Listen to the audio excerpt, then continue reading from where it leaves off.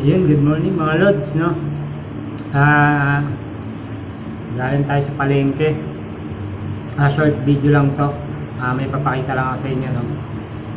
Dito sa Potrero, Malabon. May binili kasi ako, guys, almusal.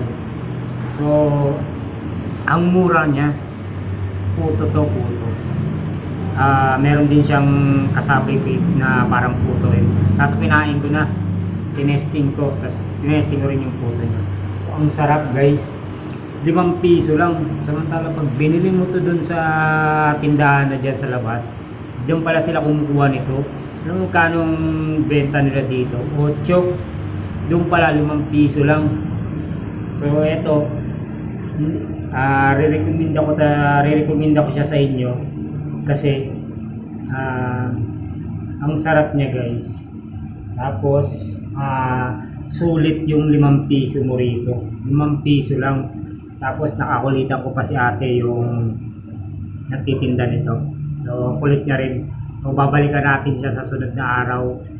Tingnan natin kung pwede kong i-vlog yung paninda niya. So sa palengke lang to siya, guys, tuturo ko sa inyo paano magkaroon. Sa mga nagustong titignan natin kung pwede silang mga order sa kanya. So kung pwede siya. So ang sarap kasi, guys. So ito papakita ko. So ito. Malaki to, guys, malaki yan. Hindi to maliit. Ayun, malaki yan.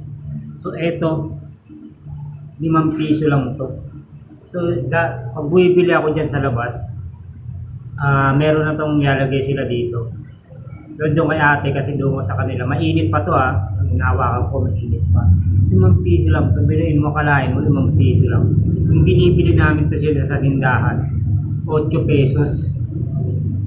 So ang sarap niya, guys. Binabalik-balikan ko nga to, 8 pesos eh. Yung pa kaya 5 piso, doon ko pala nakita kasi nagpadala ako kanina. So nakita ko to kay ate. Sabi ko, try ko. Pero yun na pala yun, doon pala umahango yung sa tindahan dyan. So 8 pesos lang to, guys. Sa mga gustong magtinda ng ganito, mabibenta nyo talaga siya ng 8 pesos kasi sulit naman. So ano mo, kung magtitinapay ka, so, dito ka na kasi malasa to, guys. Medyo siya sa ibabaw, malasa siya. Ang tinapay naman 7 din. So dito ka na, malasa. Tapos talagang masasabi ko talaga na malasa siya, masarap. Sulit talaga, guys, sa 5 piso. So yung kasaba cake di ko na sa inyo pinakita, pero ganito rin kalaki. May nyog pa yun. Ang sarap, guys. Ang sarap to. 20 pesos lang to. Sulit sa bulsa. Tsaka talagang pangmasa. So babalikan natin si ate sa sunod na araw. Subukan kong i-vlog siya, so abangan nyo ako, guys. Tuturo ko sa inyo yung tindahan niya. Ngayon, kung meron siyang number, kung contact number siya, kukunin ko rin. Para kung yung mga nasa ibang lugar, pwede niyo siyang tawagan, tapos magpagawa kayo ng ilang piraso, tulad ng may mga okasyon, may birthday, so pwede to. So, sulit to, 5 piso. Saan ka pa? So may mga okasyon, birthday, o kung ano man, pwede to. O order ka lang, tapos pick upin nyo dyan. Baka kung pang maramihan ang kukunin mo, makatawad ka pa, pero huwag naman. So sulit naman yung 5 piso eh. So siguro bagong bukas lang din sila na tindahan, pero sulit talaga sa 5 piso, huwag mo lang tawaran.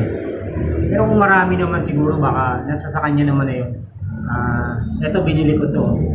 So kaya ako to nilagyan ng, kaya ako to blinag kasi